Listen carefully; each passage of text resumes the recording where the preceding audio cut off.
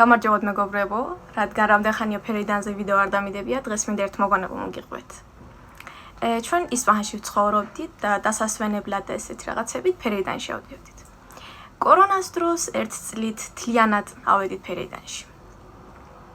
და ერთ ნათესავი ყვანდა, რომ ისინი იმ წელს ამოვიდნენ ფერიდანში.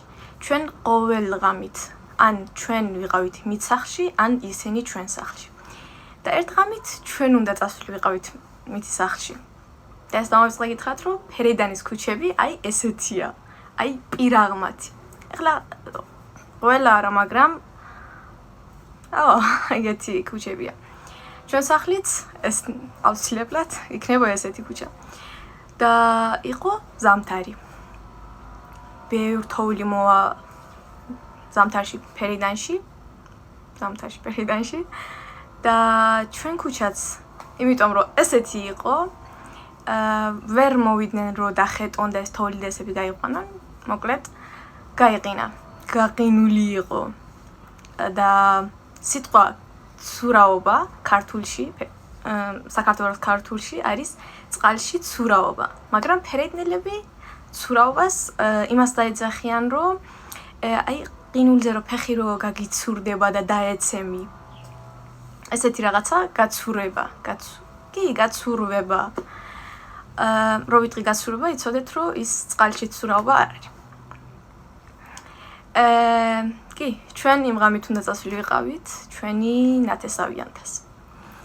და მე გამოვიდი ქუჩაში, ველოდებოდი დედას, მამას, ძმას, რომ გამოვიდნენ და ვთქვი რომ აბა ერთ ცოტა ვითამაშო, აი ყინულზე.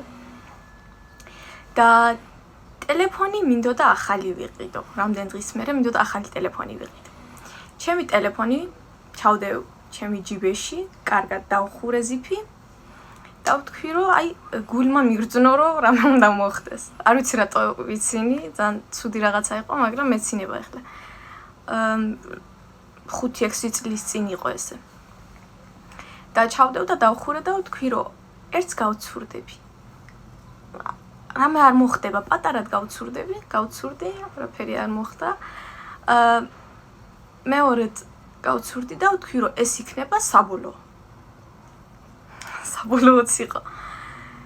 მესამედ მოვედი რომ გავცურდე, კარგად გავცურდი და დავტრიალდი ჰაერში.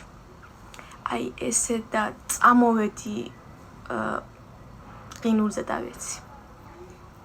აი ზუსტად წკაპდა, გამისკდა აქაო.